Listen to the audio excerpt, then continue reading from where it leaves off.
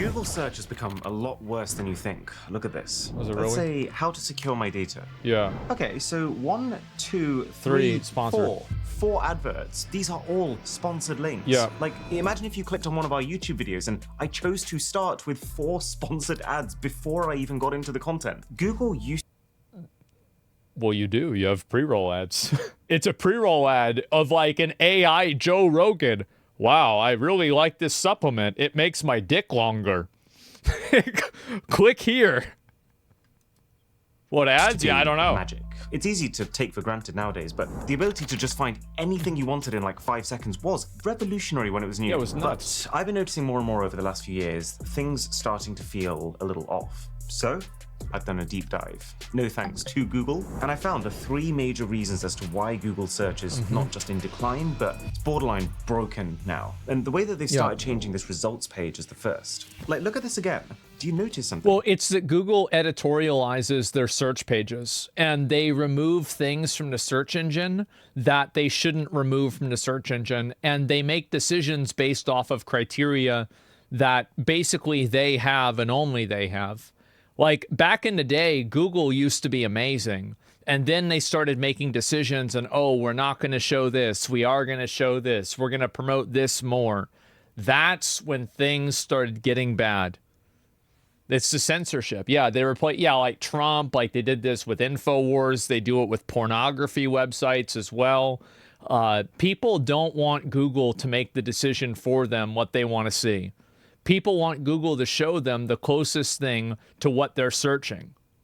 So when a tool becomes a message, well, then the tool isn't as useful anymore. Because aside from the fact that 4 ads before your content feels almost violating, the thing that's even worse is when you consider something called the fold. The imagined line where if you want to see anything past it, you have to take action, like scroll. This is true. This is like kind of a YouTube exclusive thing, but above the fold advertising. So you see how you can see Surfshark because this video is probably sponsored by Surfshark. They pay extra money for you not to have to click this button to see the ad. And it's referred to as above the fold advertising. Falling down. The term comes from newspapers, where you'd want to put the most important information not just on the front page, but specifically on the top half of that front page, so that people can see it even when the paper is folded up in stacks, above the fold. Now, newspapers never got to a stage of having so much power that they could... It's effectively a YouTube thumbnail. Like, if you think about it from an abstract perspective, it's a YouTube thumbnail.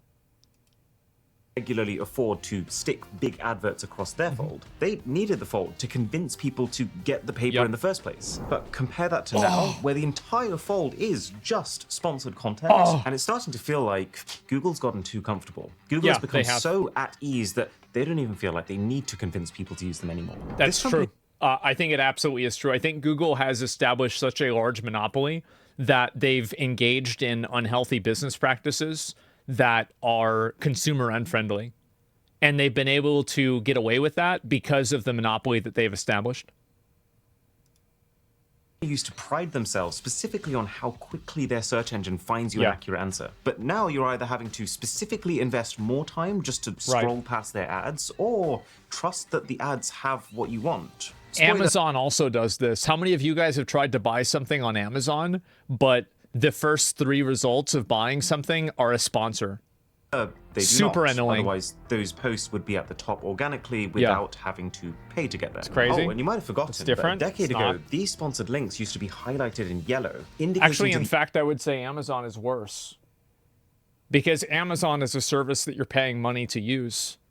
User in a very obvious way that these aren't organic search results, so that you could just filter them out. And sometimes they were in their own cordoned off section to the right of the results. Yeah, I remember Not this. anymore. Now the sponsored search results look exactly like the genuine search results, apart from Twitter does this as well.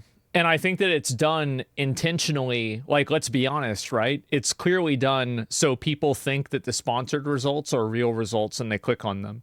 Because people are less likely to trust something that's sponsored.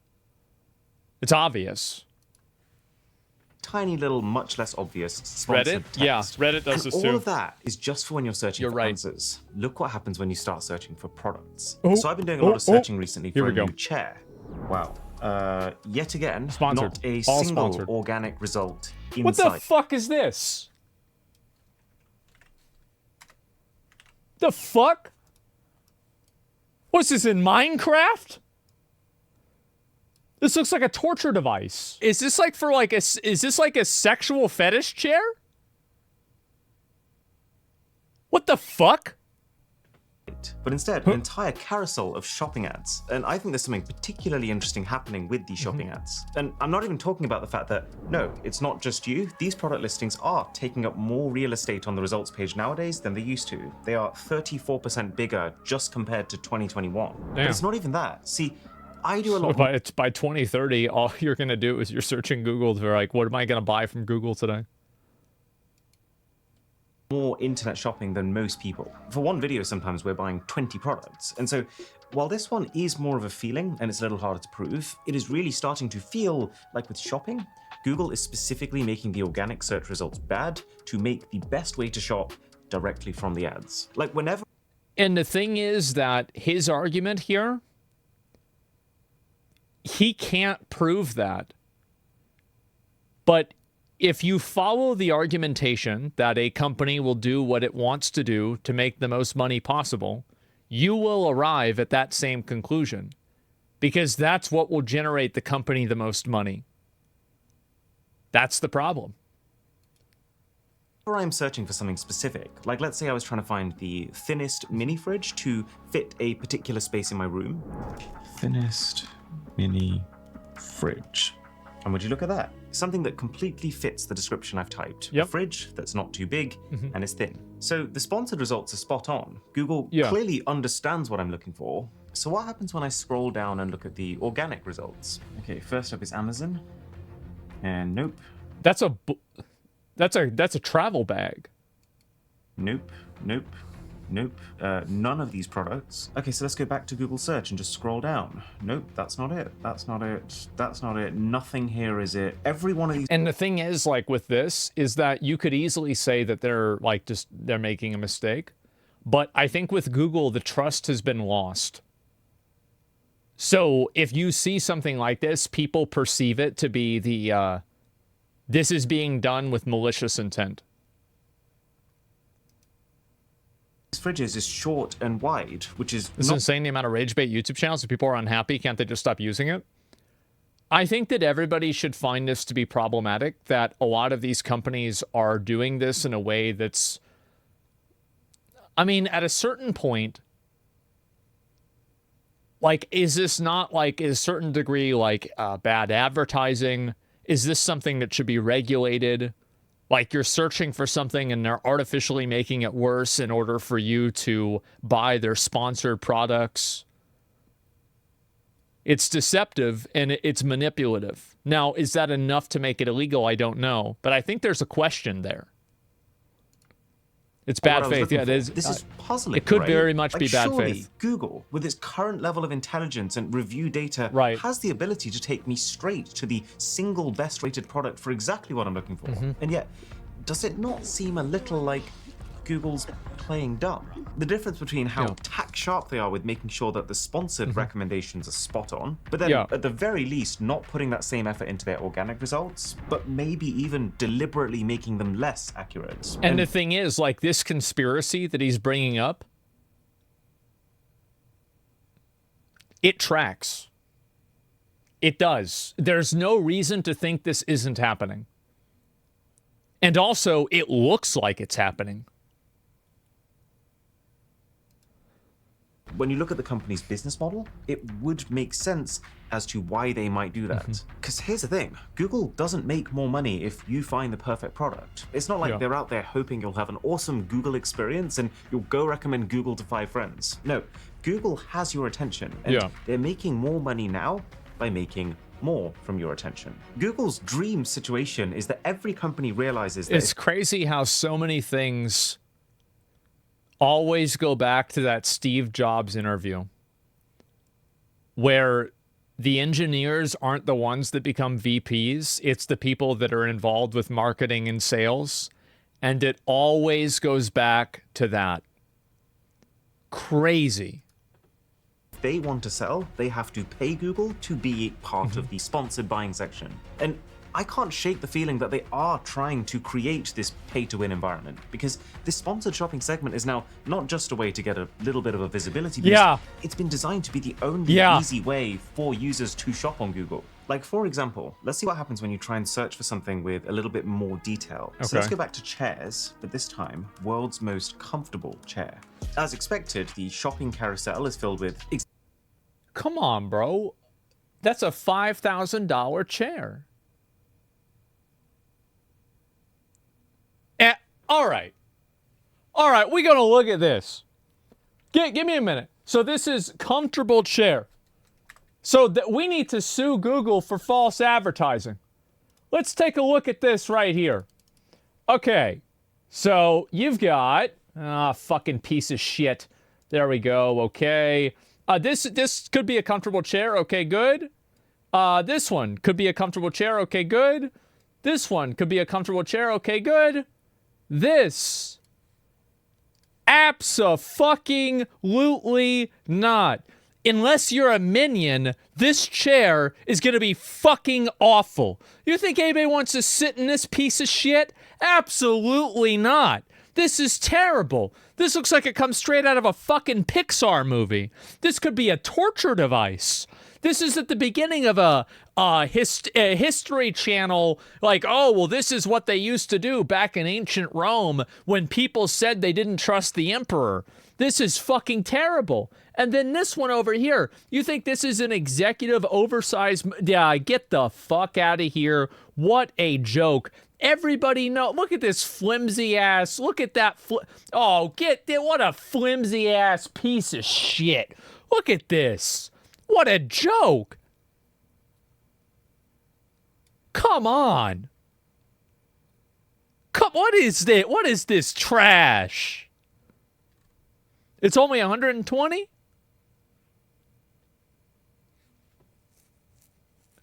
Nah, base dude is for... It's not for... She wouldn't want to sit in that shit either. Nobody would. That's why they gotta pay money to have Google put it at the top. They say nobody's buying the minion chair. Oh, I know what to do. Let's advertise. Let's put some advertisement on it. This wrongly configured ad. What a piece of shit, bro. Look at that. This is a comfortable chair? This is a comfortable chair? Exactly the kinds of things I'm looking for. A varied selection of all very comfortable things with links to buy them. But then scroll down and most of the search results are just articles. List-based articles, which is a separate, very big problem that I'm getting to. So I actually, in this certain circumstance, I don't have a problem with list-based articles being the most popular thing, because Google cannot make a subjective value judgment on what the most comfortable chair is, but they can lead you to other people who do. So I actually don't think that Google is in the wrong here, except for the fact that they showed the minion chair on the top as a sponsored product. That's my opinion. Thought for a second, oh, this is a good result. That looks like a very comfortable chair for £75. No, it doesn't. That's the chair Morpheus sat in. No wonder he wanted to take the red pill. I'd do anything to not have to sit in that chair. That's Morpheus's chair from the fucking, The Matrix. Down and you see, this item is available for adoption, not for sale. So I pay.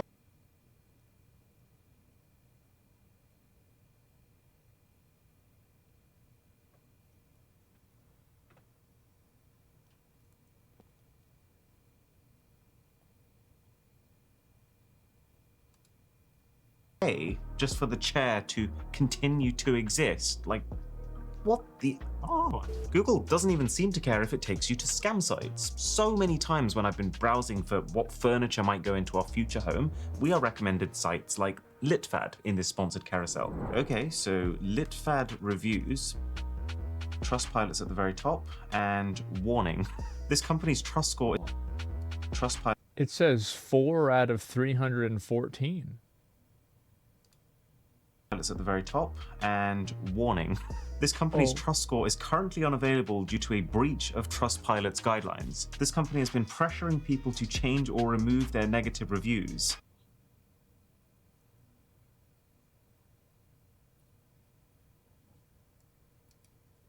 And even then, it's primarily 1 star. Okay, so Litfad is a scam. Beware of Litfad's customer service. It doesn't take Sherlock Holmes to see that this is a scam company. I don't see any way that Google wouldn't know that there are companies like this that they are actively promoting. And so I'll tell you why this happens. And I think he knows this too. Google doesn't do any preliminary vetting for AdSense.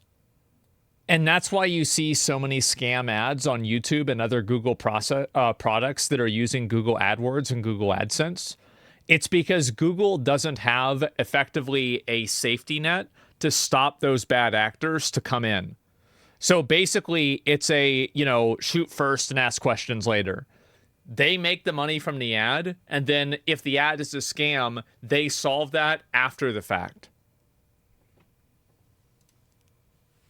The only conclusion that I can draw from this is that either Google is completely overwhelmed or Google doesn't care. If someone... I think it's both. I do. I actually think it's both. I don't think Google just doesn't care at all. I don't think that's the only reason. I think it's both. Should they be regulated to take measures preemptively? I actually think the answer to that is yes. If you are monetizing a system that is going through what is perceived, like you're basically allowing people to sell things on your marketplace and you're promoting them, and then in that promotion you're ensuring some degree of quality, I think that they should have a degree of responsibility to do due diligence for not selling faulty products, especially when it's systematic. Like, it would be one thing if, mistakes happen, right? Mistakes always happen. But you have a systematic design that creates scam ads. I think that they should be held accountable. I do think so. I think they don't consider themselves a marketplace. They're still promoting it and making money off of it. Google is watching this, then correct me and it's if I'm harmful wrong. to the public I would too. love to be corrected, or at the very least, promise that you're working to fix this. But it sure looks like right now, as long as a company pays, it doesn't actually matter whether they're a scam or not. They go right to the top. I can't tell you how many times I've accidentally ended up on Chatbot app or Better GPT when I've been trying to search for ChatGPT. There you go. Because they look basically the same, and they're just paying to be ranked higher than ChatGPT. These companies, their entire business model is basically people accidentally clicking on them. It didn't always work. Yeah, pretty much. Like this. Google, when they started out, did not used to make a lot of money, and that was on purpose. There was a time when Google would receive actual fan mail with checks and cash inside from people saying, "We love your product and you deserve to be making more money than you are." And that's...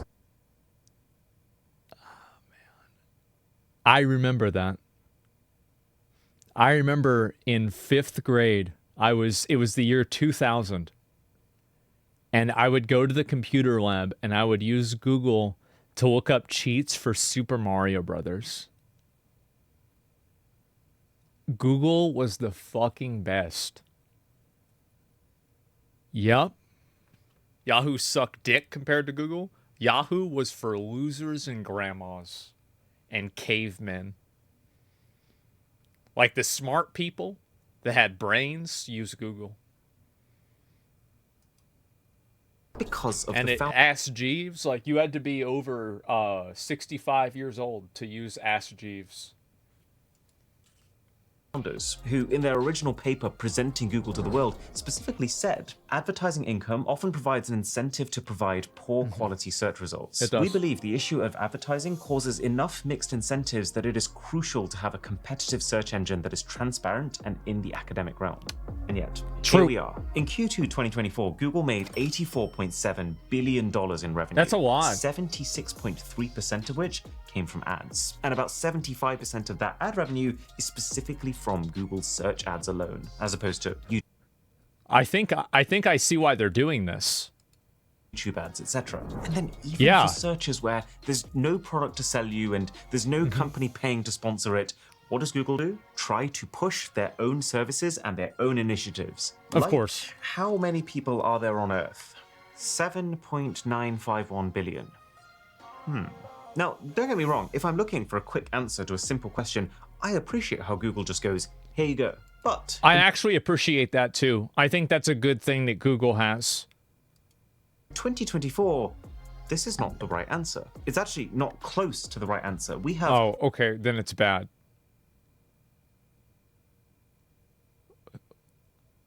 Okay. Yeah, well then it's bad. All right. 8.2 billion people. And if you click into it, you can see that it's showing us the answer provided by Google initiatives, even if the answer is way more outdated than other companies' sources on the internet. But okay, you probably catch my drift. That's a good point. Google's search results page is starting to look an awful lot like an old 2000s web portal, which is ironic because it's actually crazy to me how, like, because I mean, again, right? I mean, we had internet in 2000. By 2001, we were looking at porn. So I remember all of the pop-ups that had like the bright colors that would flash. I'm not kidding when I tell you that modern day journalism websites are more intrusive than porn websites from 2002. It is fucking insane.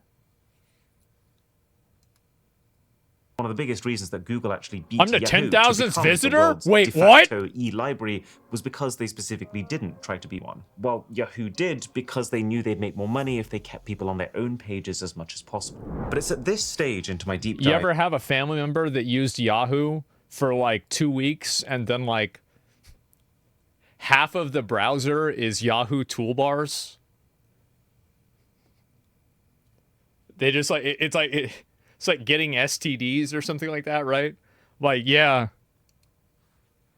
That I came to my second realization that while Google has fallen from grace, changed who they are, and started to put the user's experience second, yes, it's not all Google's fault. That's true. A lot of what's been making it so hard to find the right web page these days is also down to the people making them. If you work online in any capacity, really, or you just have really boring friends, you'll have heard of search engine optimization. SEO. Or SEO. Yep. SEO has become a massive industry with a market size valued at 1.8 billion in 2022, projected to... I'm surprised it's so little.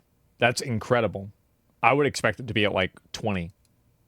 Reach 7.1 billion in 2028. The basic idea is about analyzing the way that Google's algorithm ranks pages and then employing various tricks to make your page look as good as possible to that algorithm. And this is going to become like right now, like you're obviously seeing people like use like machine learning and like, types of like AI tools to like intuit this and to A/B test this.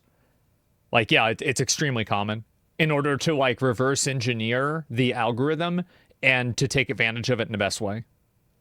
This is kind of like the reason why, like, so this is like, it's an abstract comparison, but it's the reason why Blizzard doesn't ban bots every day and they ban them in waves. Because if you ban them every single day instantaneously, it allows botting tools to A/B test what your checks and balances are and how you actually verify botting.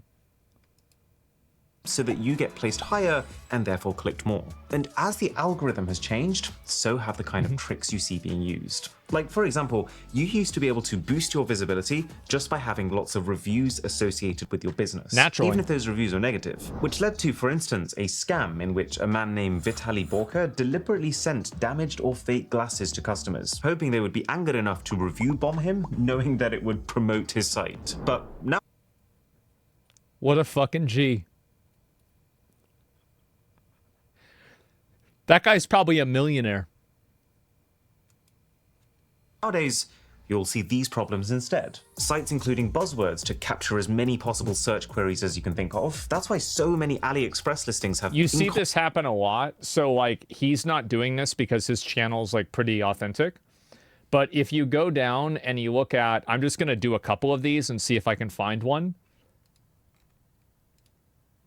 Is that, have you ever gone down and seen in like a YouTube, like about more section where it shows a bunch of different, like comments and things like this, like other like search words that are like in a big block? Yeah. Yeah. That's the reason why they do it.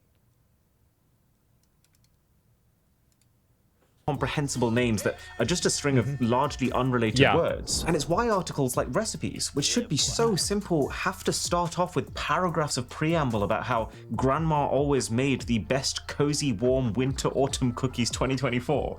Yeah, man. Relatable. People updating old articles, even if they do none of the new research but literally just change the title to 2024. Do you know, this is one of the things that was really annoying about making YouTube videos, is that any type of informational YouTube video will have something like this. Like, you know that, like, looking up game guides or, like, how to do something in WoW or something like that, there were so many of these. So annoying. Like, people would just, like, put in completely false information. You have to sort through so much shit. Yeah, exactly.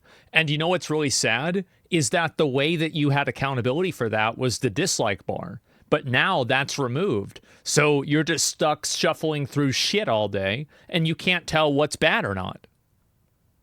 PoE build channels do this every league. Yeah, this is your top build for patch, you know, like 324. And it's like the new PoE build, and it's like, wait a minute. Wait, this video was uploaded in 2023. This happens all the time in tech. So many times I've been browsing the best X products of 2024, and I'll slowly realize as I scroll through the list that not a single one is from 2024. The website is effectively trying to scam me by recommending old products that make no sense today. They'll have erased all mentions of it being written in 2021 or 2022. And as far as Google's rules are concerned, if an article has been edited in 2024, it's now a 2024 article. Companies, especially those with lots of ads on their pages, trying everything they can to rank really highly for searches that are totally unrelated to their brand because they know it'll get them lots of clicks and lots of revenue. Like, why does Forbes have so many articles on supplements? Well, because supplement ads pay a lot of money. But here's the so fucking stupid.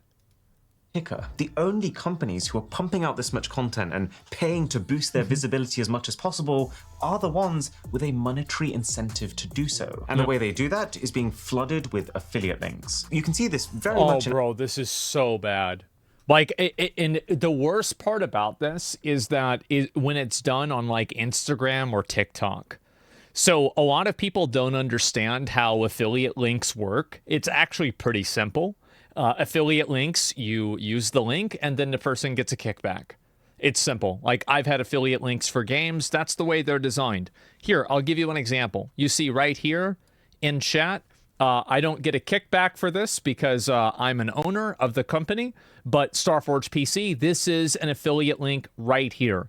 Affiliate links are not bad fundamentally, but what is bad is whenever you're promoting something as an organic thing, but it's in fact something that you stand to make a profit off of. You're effectively disguising a sponsor as something that you just, oh, wow, look at this. It's so easy. Look, oh, I like this a lot. Have you guys ever noticed this? This is especially true with, like, women doing clothes.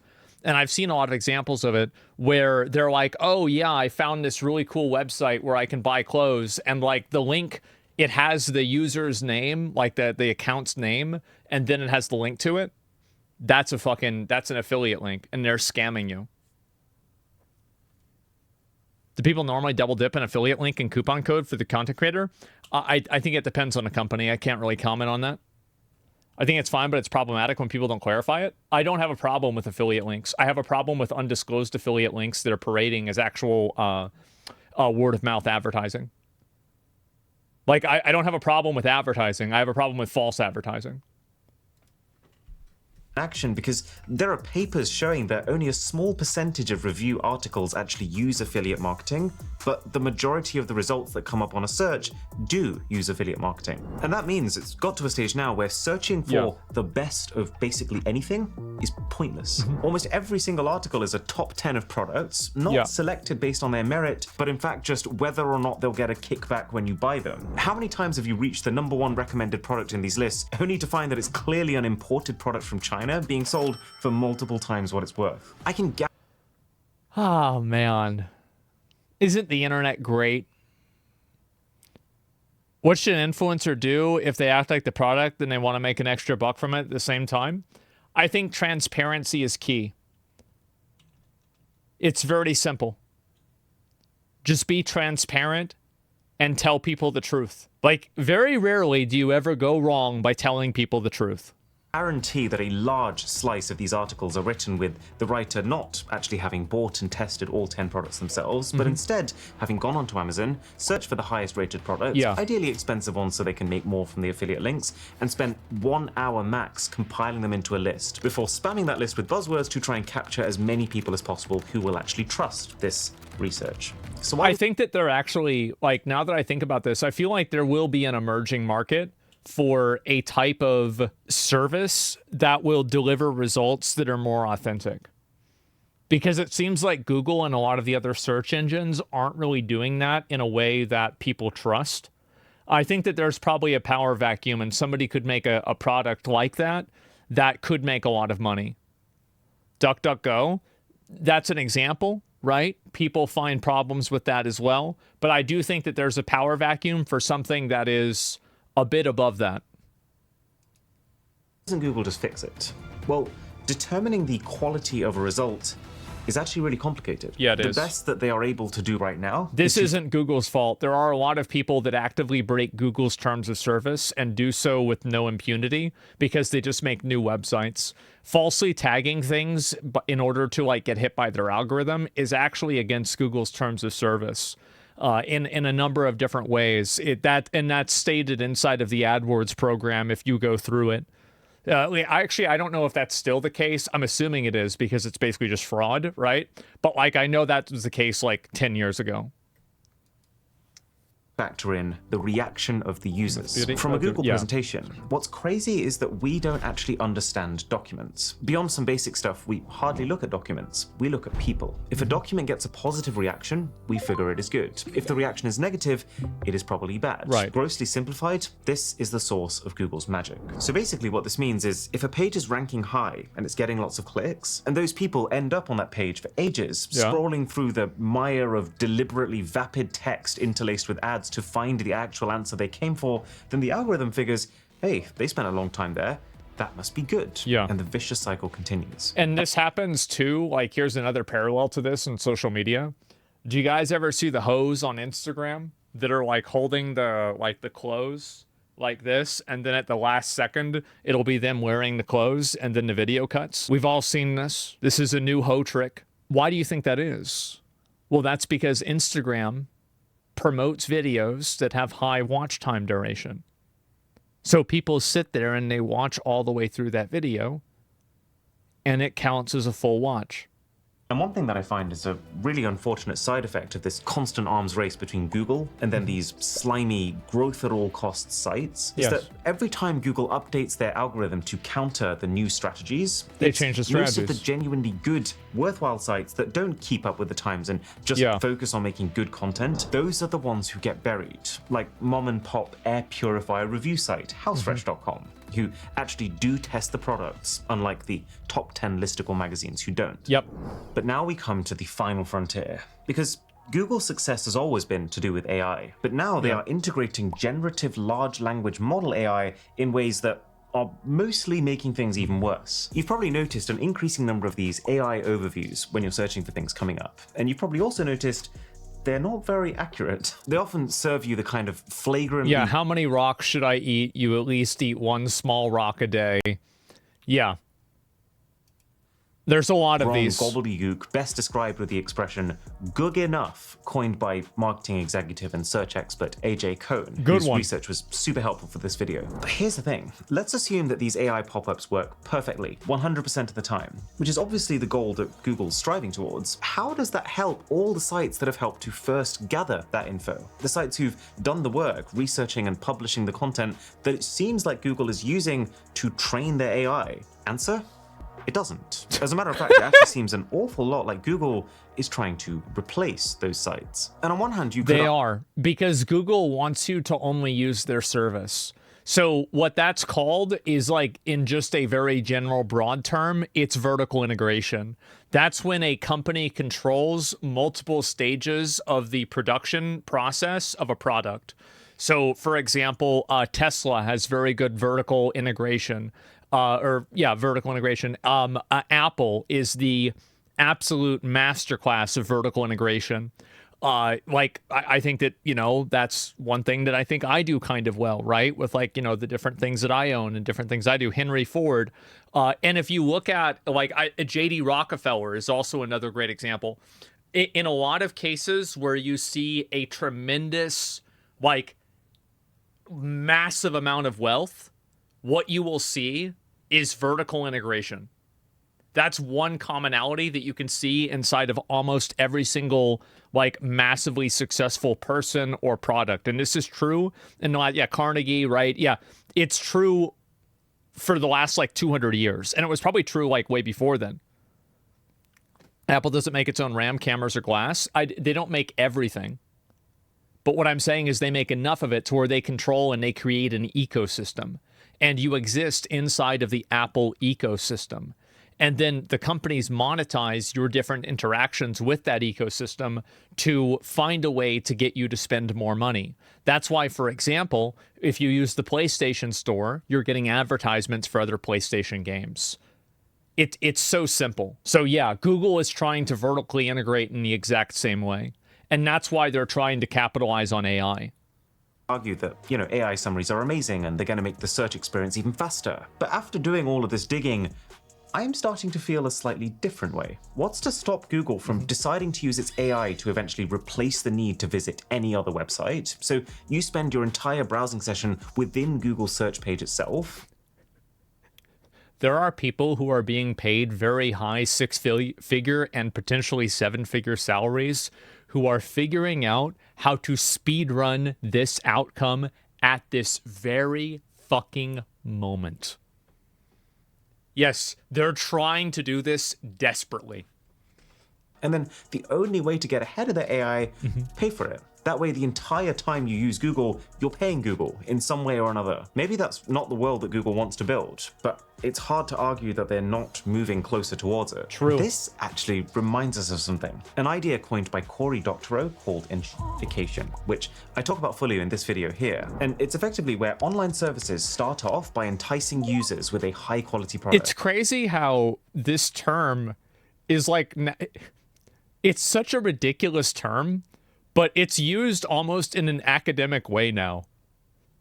It's so funny to me. When the users are locked in, they make it worse for them to better serve their business customers. And then finally, once both sides are locked in, they start shafting all of them to maximize profits for themselves. By which point, oops, we don't have a desirable product anymore. And I think it's fair to say Google is taking World of Warcraft, by the way. A lot of games do this same thing. Call of Duty, same thing. Do you think ChatGPT and OpenAI are worse as they steal data under a non-profit model, which allowed them to do that without being sued? Then later they scammed everyone after they trained their model on the stolen data and turned into a for-profit model.